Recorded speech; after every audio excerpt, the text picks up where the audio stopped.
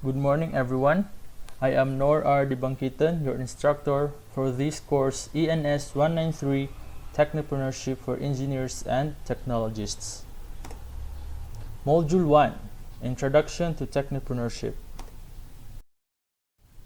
Welcome to the first module of this course. For this first lesson, we will be discussing the meaning and importance and also the examples of technopreneurship.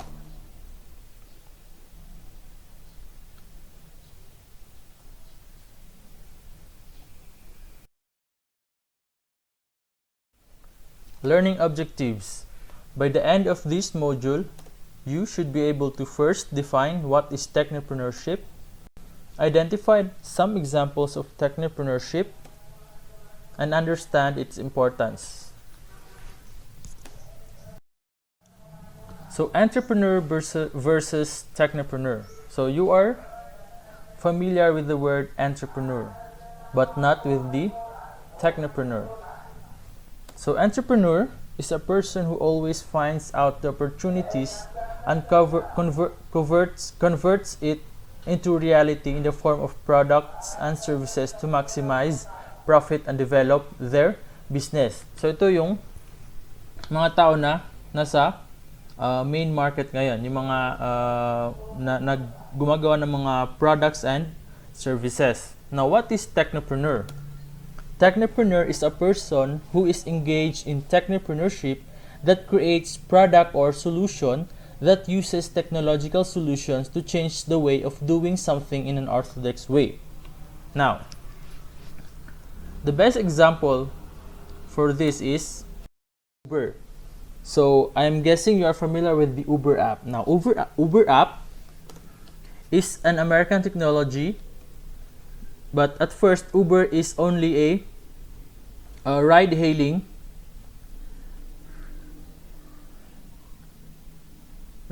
app. So, Uber app is where a person books in an online application for a taxi or a cab. So, in an orthodoxal way, kung sasakay ka ng taxi or cab, kailangan na pa mag-abang sa streets kung may dadaan na taxi or pupunta ka sa terminal na may mga taxi. But using the technology, using the cell phone, the GPS, tracking system, gumawa yung isang tao, yung technopreneur ng Uber. So, naisipan niyang gumawa ng Uber using the technology where you can book or schedule a taxi where ipipick up ka na lang niya. So, in that way, mas napadali sa'yo yung pagsakay ng taxi at the same time, nadagdagan yung mga nagtatrabaho or mas nadalian yung taxi driver sa paghahanap ng magiging pasahero niya. So, that is technopreneur. So, mamaya, mas i-explain pa natin as the slides goes on. Meaning and definition. So, technopreneurship is not a product. So, hindi siya product, but it is a procedure of synthesis to improve and innovate the future of a person, a nation, and the globe as a whole. So, dyan example yung Uber. So, synthesize niya yung gamit yung cellphone, tsaka yung orthodoxal way ng pagsakay ng taxi. So, in-improve niya, tsaka in-innovate niya. So, in that way, nag-improve yung for example, ikaw nasasakay. So, nag-improve kasi, hindi ka na mahihirapan. Mag-book ka na lang, then, aantayin mo na lang pag dumating siya. Yung mga taxi driver naman, hindi sila nahihirapan kasi, booking system na yung nangyari sa pagiging taxi driver nila. So, mas napadali yung process or yung ginagawa natin sa araw-araw natin. So, that affects the nation, of course, and the globe as a whole. Now, according to Blanco, 2007, technopreneurship comprises of identifying modern technologies and even creation of technological opportunities by the presentation of commercial products and services. So, yan yung technopreneurship. So, using modern technologies naka-create siya ng technological opportunities. So, nagkaroon ng opportunity through technology. So, example din dito is yung click na click ngayon, yung Food Panda. So, dito sa Marawi, walang Food Panda, but sa Iligan, nasa Food Panda na. So, ito yung magandang example ng product ng Technopreneurship. So, using the technology, yung cellphone, or ordering online, so nagkaroon ng opportunity yung mga tao na magkaroon ng trabaho. Kaya marami na ngayong mga food deliverer through Food Panda. So that presents na yung orderin mo is yung mga products or services ba yun. So yun yung Technopreneurship. Now, Technopreneurship came from the word technology and entrepreneurship. So that is, this term was coined during 1990s. So dyan nagsimula yung term na Technopreneurship or yung Technopreneur. So it is an entrepreneurship utilizing the technology. So as I was saying, entrepreneurship is entrepreneurship. Technopreneurship is an entrepreneurship in the field of technology. So doon lang siya nagso-surround sa about sa mga technological innovation and technological identification. Now, it is a combination of technological advancements and technopreneurial skills.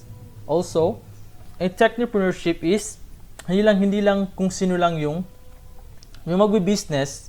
Pag nag-business ka, okay, tatawag kang entrepreneur. But being a technopreneur, it takes intelligence, dapat innovative ka, tech savvy, meaning you are marunong ka sa mga paggamit ng technology, especially ngayon, advancing technology, and passionate for calculation risk. So, hindi nawawala yung risk. Palaging may risk. That's why, kung mag-take ka ng risk, dapat yung calculated risk.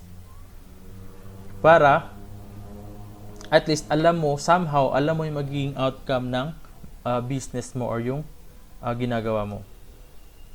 Technopreneurship gets to the next level of success through teamwork. Now, in technopreneurship, same din dun sa entrepreneurship, hindi mo makayang mag-isa. So you'll have to have a team para maging successful yung magiging business mo.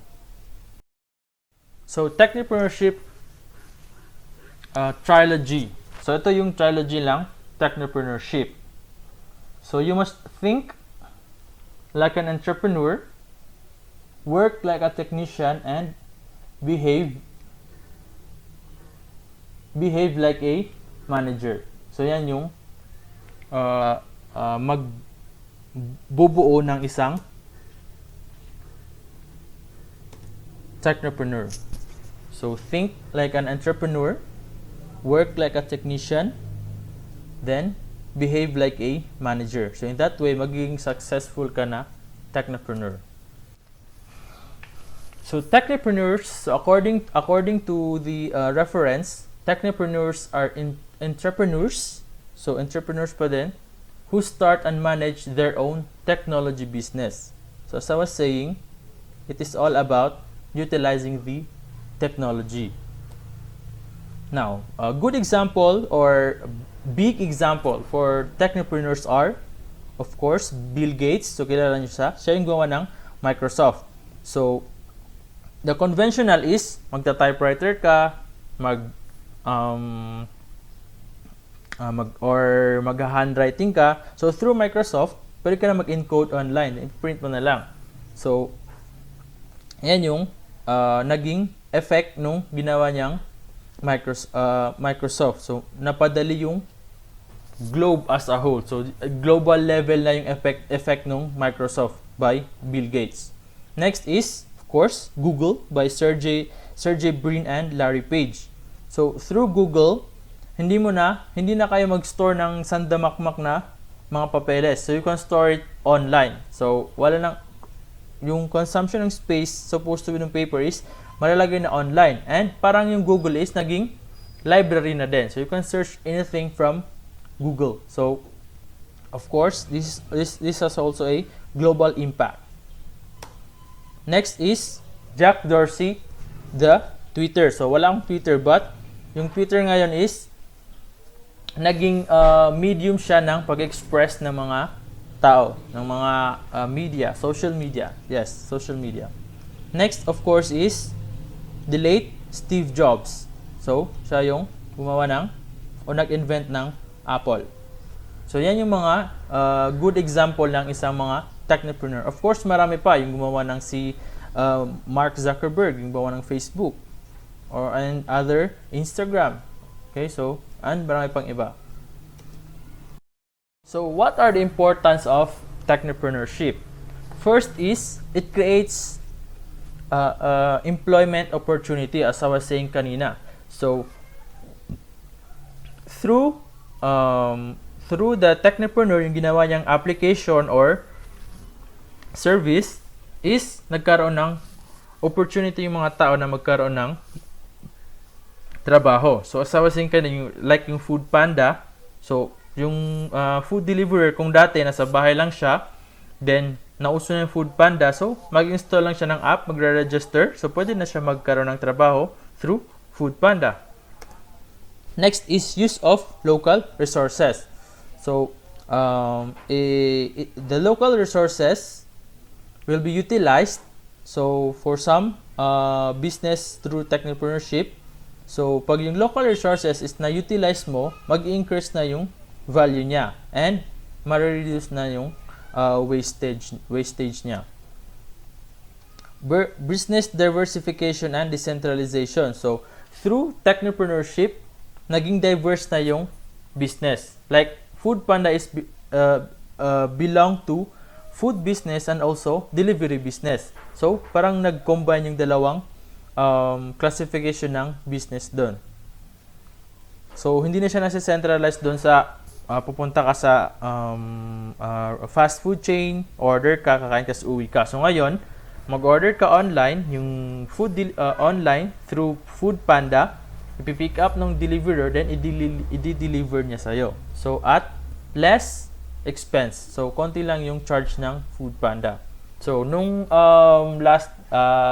for reference lang, last week, galing ako ng Iligan, yung kaibigan ko nag-order through Food Panda. So, kung familiar ka sa Iligan, nag-order siya ng McDo and doon sa Bella's Kitchen sa Palao. So, yung naging charge lang niya is hindi sumobra ng 100 or siguro yung isa is 16 pesos, yung isa is 30 pesos. So, 46 pesos lang yung nagasto niya. So, see, dumami yung nagkaroon ng trabaho at a very less na increase sa magiging magiging payment mo. So it really is a good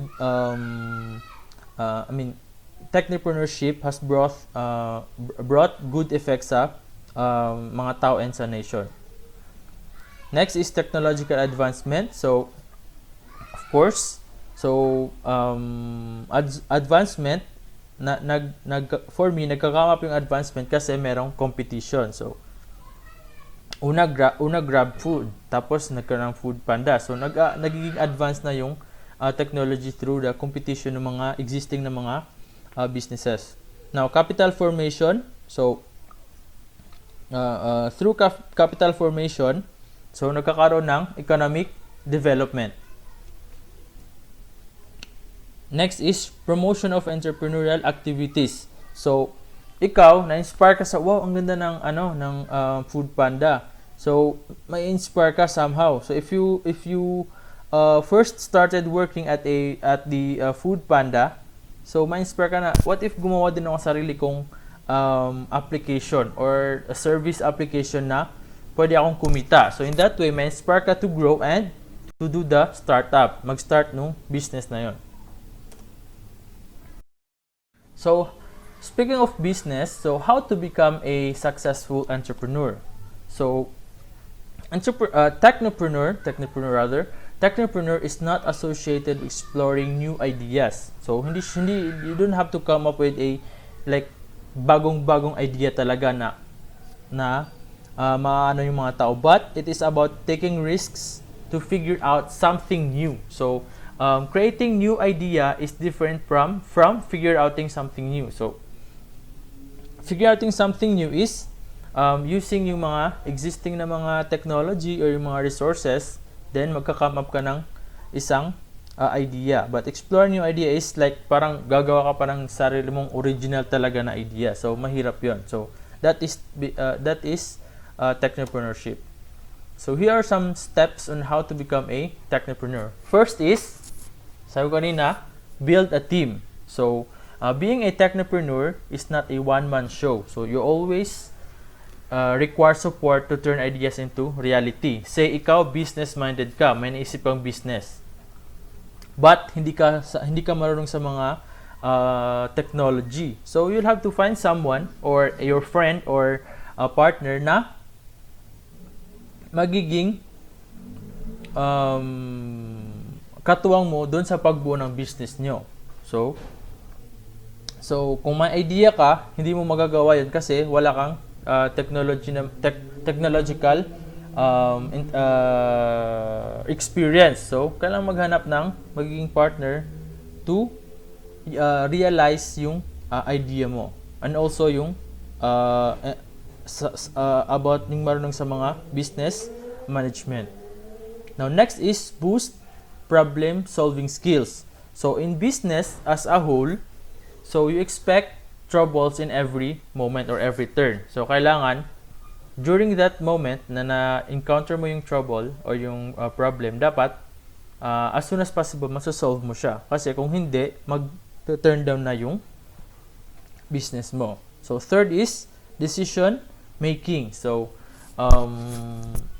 in doing business, marami kang naisipan. So but if meron kang good decision making na skill or criteria, ipipick up mo kung ano yung best strategy na kukunin mo. So when you say best strategy, that is cost effective, meaning konti lang yung mga gastos nyo, and commercially viable. So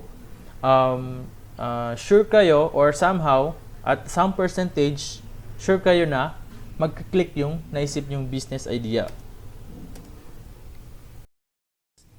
Last but not the least, of course, implementation of that idea or of that business. But in implementing that business, you'll have to have a hard work and determination. Kasi when you go into business, hindi automatic na paakyat na yung magiging takbo ng business niyo. So minsan nagkakaroon ng ups and downs, but with hard work and determination, magiging successful yung business mo. So the main focuses of technopreneurship is high-tech ventures in information and communication technology, internet, life services, electronics, and biotech. Service firm where the main focus is technology. Designing of high-tech products such as computer hardware and devices. Use of technology in delivery of normal business activities. So, dito nasali yung Uber, yung GrabFood, yung online delivery. So, yun. Okay, so wrapping up, technopreneurship is not a product, but it is a procedure. So, you have to come up with a human innovation with the help of technology, of course. So it is a technological innovation, and also it is all about making improvements. So kasi kung wala namang i-improve yung through improvement, pag nakita ng tao na may improvement siya or yung isang community or yung nation doon sa magiging business nyo, magkakaroon na yun ng benefits. So, doon na makikita or magbo-boom yung business nyo. So, that will bring ample benefits in reducing the cost of other businesses. So, example of this is, yung Food Panda. So, nag-order ka ng Food Panda sa KFC. So, dati or Jollibee, yung Jollibee, meron silang